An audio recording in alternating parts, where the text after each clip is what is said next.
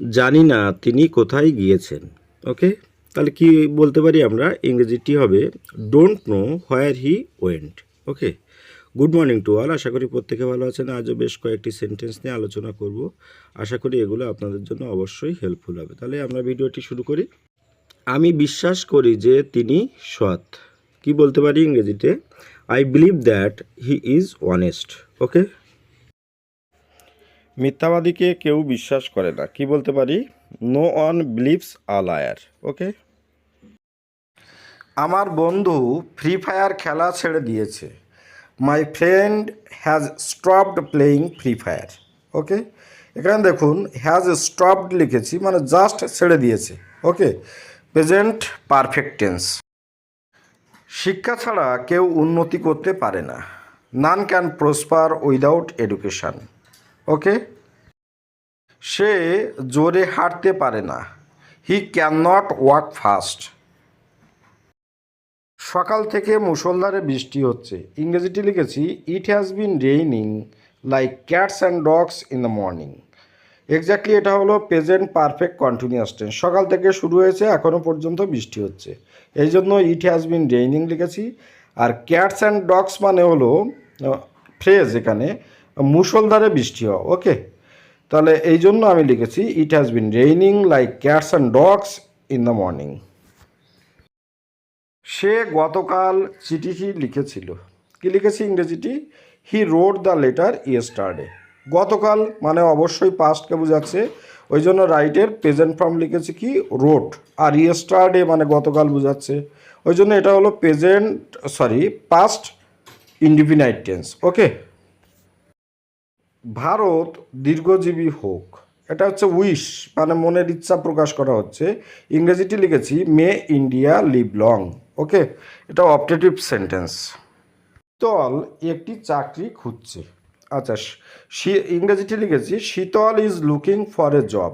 এখানে looking for মানে হচ্ছে খোঁজা, আর দেখুন ইজ আর মূল ভার্বের সঙ্গে আইএনজি আছে, লুকিং আছে, তাহলে এটা হলো অবশ্যই প্রেজেন্ট কন্টিনিউয়াস টেন্স, আর জব মানে চাকরি, ওই জন্য সেন্টেন্সটা আমি লিখেছি Shital is looking for a job. Okay,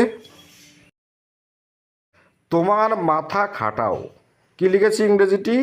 use your brain.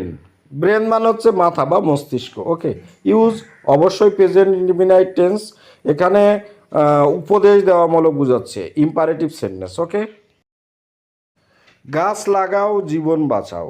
Plant trees save life.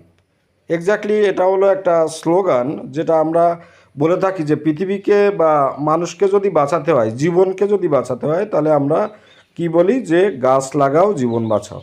ওকে, এই জন্য আমি সেন্টেন্সটা লিখেছি প্লান্ট ট্রিজ সেভ লাইফ। দয়া করে নোংরা সরিয়ে দাও। Please remove the garbage. অবশ্যই সেন্টেন্সটি মধ্যে প্রেজেন্ট ইনডিফিনাইট টেন্স মানে প্রেজেন্ট ভার্বের প্রেজেন্ট ফর্ম ব্যবহার করা হয়েছে, এবং যেহেতু প্লিজ দিয়ে সেন্টেন্সটি শুরু হয়েছে, অবশ্যই তাহলে সেন্টেন্সটি হলো ইম্পারেটিভ সেন্টেন্স। ওকে, রিকোয়েস্ট বোঝাচ্ছে যে নোংরাটিকে সরিয়ে দাও, তাহলে ইংরেজিটি কী হবে? Please remove the garbage. Okay,